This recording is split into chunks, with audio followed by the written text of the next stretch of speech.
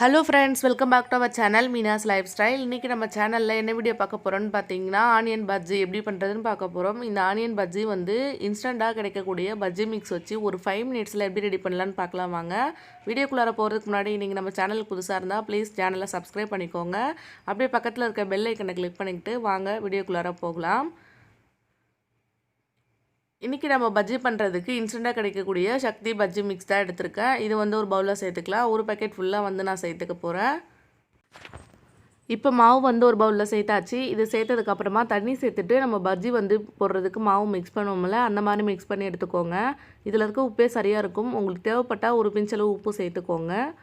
இப்போ இது தண்ணி சேர்த்து மிக்ஸ் பண்ணி ரெடியாக இருக்குங்க. அடுத்ததாக வந்து செய்ய ஸ்டார்ட் பண்ணலாம். அதுக்கு வந்து ஆனியன் இந்த மாதிரி ரிங் மாதிரி நான் கட் பண்ணி எடுத்து வச்சுருக்கேன். இந்த மாதிரி எப்படி ரிங் மாதிரி கட் பண்ணணும் அப்படின்றது நம்ம சேனலில் ஆல்ரெடி வீடியோ போட்டிருக்கேன். 9 மெத்தடில் ஆனியன் எப்படி சாப் பண்ணலாம் ஈஸியாக அப்படின்னு, சாப்பர் எதுவுமே பயன்படுத்தாமல். அந்த வீடியோட லிங்க் வந்து நான் கீழே கொடுக்குறேன், செக் பண்ணி பாருங்கள். ரொம்ப ரொம்ப யூஸ்ஃபுல்லாக இருக்கும் அந்த வீடியோ உங்களுக்கு. இப்போ வந்து ஆனியன் இந்த மாதிரி ரிங் மாதிரி கட் பண்ணி ரெடியாக எடுத்து வச்சுருக்கேன். நம்ம எடுத்து வச்சுருக்க ஆனியன் வந்து மாவில் டிப் பண்ணிவிட்டு பொரிச்சிட வேண்டியது தான். ரொம்ப ரொம்ப சிம்பிளுங்க இது.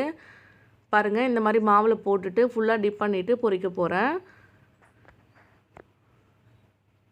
மாவு வந்து கொஞ்சம் திக்காக இருக்க மாதிரி பார்த்துக்கோங்க. அப்போ தான் ஆனியனில் வந்து நல்லா ஒட்டி வரும். ரொம்ப வந்து தண்ணி அதிகமாக சேர்த்துறாதீங்க. அவ்வளோதான், இந்த மாதிரி போட்டு எடுத்துகிட்டு பொரிக்கலாம். இப்போ வந்து ஒரு வானலியில் எண்ணெய் வந்து நல்லா சூடாகிட்டுருக்கு. நல்லா சூடானதுக்கப்புறமா நம்ம வந்து போட்டு வச்சுருந்தோம்ல ஆனியன் வந்து பஜ்ஜி மாவில், அது வந்து ஒன்று ஒன்றா சேர்த்துட்டு இந்த மாதிரி பொரிச்சிக்கலாம். ஒவ்வொரு ரிங்காக எடுத்து மாவில் வந்து டிப் பண்ணிவிட்டு இந்த மாதிரி போட்டு பொரிச்சு எடுத்துக்கோங்க. மாவு வந்து கொஞ்சம் திக்காக இருக்கணும், அப்படின்னா தான் நல்லா ஆனியன் கூட ஒட்டி வரும். இப்போ நான் வந்து ஒவ்வொரு ரிங்காக எடுத்துகிட்டு மாவில் டிப் பண்ணிவிட்டு இந்த மாதிரி போட்டு எடுத்துக்கிறேன். போடும்போதே பாருங்கள் நல்லா மேலே எழும்பு வந்துடும். ரொம்ப ரொம்ப சீக்கிரமாக ரெடி ஆகிடுங்க. ஒரு டைமில் நிறைய ரிங் சேர்க்காதீங்க, அப்போ கிறிஸ்பியாக நம்மளுக்கு கிடைக்காது. இதை சேர்த்துட்டு ரொம்பவே சீக்கிரமாக ஒரு சைடு வெந்து வந்துடும். திருப்பி போட்டுட்டு 2 சைடும் வேக வச்சு எடுத்துட்டோம் அப்படின்னா நம்மளுடைய சூப்பரான ஆனியன் ரிங் வந்து ரெடி ஆகிடும். இது கட் பண்ணுறது வந்து ரொம்ப சுலபம் தான். வெங்காயம் மட்டும் நம்ம கட் பண்ணிட்டோம் அப்படின்னா இந்த ரெசிபி வந்து ரொம்ப ஈஸியாக செஞ்சிடலாம். ஈவினிங் டைமில் வந்து டீ கூட சாப்பிட்றதுக்கு ரொம்ப ரொம்ப சூப்பராக இருக்கும். இல்லை, இந்த மாதிரி ஆனியன் வந்து ரிங் மாதிரி கட் பண்ணுறது கஷ்டமாக இருக்குது அப்படின்னா, நம்ம ஆல்ரெடி வந்து ஆனியன் வந்து நீல வாக்கில் கட் பண்ணி எப்படி இதே மாதிரி பஜ்ஜி செய்யலாம் அப்படின்றது நம்ம சேனலில் வந்து வீடியோ இருக்குது. ஒரு விளாகில் வந்து ஷேர் பண்ணியிருப்பேன். அதோட லிங்க்கை வந்து கீழே கொடுக்குறேன், செக் பண்ணி பாருங்கள். சேமாக இதே மாதிரி டேஸ்ட் தான் இருக்கும். அந்த கட் பண்ணுற விதம் மட்டும் தான் வேறு. குழந்தைங்களுக்கு இந்த மாதிரி கட் பண்ணால் ரொம்ப பிடிக்கும். அதனால் நம்ம இந்த மாதிரி ட்ரை பண்ணி பார்க்கலாம். அதோட லிங்க் கீழே கொடுக்குறேன் பாருங்கள். அது ரொம்ப ரொம்ப யூஸ்ஃபுல்லாக இருக்குங்க, செக் பண்ணி பாருங்கள். இப்போ இது ஒரு சைடு வந்து நல்லா வெந்துடுச்சு. இன்னொரு சைடும் திருப்பி போட்டுட்டு வேக வச்சு எடுத்துட்டேன். அவ்வளோதான், நம்மளுடைய ஆனியன் ரிங் பஜ்ஜி வந்து சூப்பராக ரெடி ஆகிடுச்சு. இது கொஞ்சம் டிஃப்ரெண்ட்டாக இருக்கும், நம்ம எப்பயும் செய்கிற பஜ்ஜி மாதிரி இல்லாமல். கண்டிப்பாக நீங்கள் ட்ரை பண்ணி பாருங்கள், உங்கள் எல்லாருக்குமே இது ரொம்ப பிடிக்கும். இப்போ இது வெளியில் எடுத்து வச்சுட்டு போகிறேன். நான் வந்து இன்றைக்கி 2 பேட்சாக சேர்த்து பொரிச்சிக்கிறேன். நான் சொன்ன மாதிரி ஒரே பேட்சில் நிறைய சேர்த்திங்க அப்படின்னா ஒன்றோட ஒன்று ஒட்டிகிட்டு இருக்கும். கொஞ்சம் கொஞ்சமாக சேர்த்துக்கோங்க.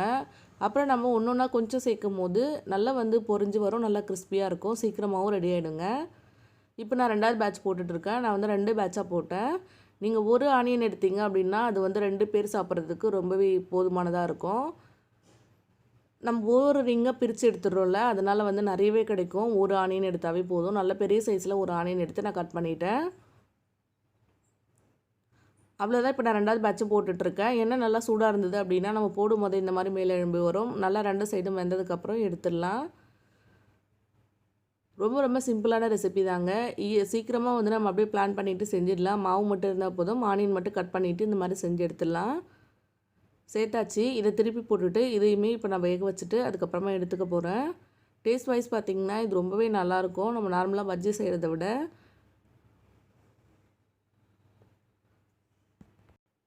இப்போ இதுவுமே வெளியில் எடுத்தாச்சு. பாருங்கள், ரொம்ப ரொம்ப சூப்பரான நம்மளுடைய ஆனியன் பஜ்ஜி ரெடி ஆகிடுச்சு. நீங்களும் கண்டிப்பாக ட்ரை பண்ணி பாருங்கள். உங்களுடைய குழந்தைங்களுக்கு செஞ்சு கொடுங்க, இது ரொம்பவே பிடிக்கும்.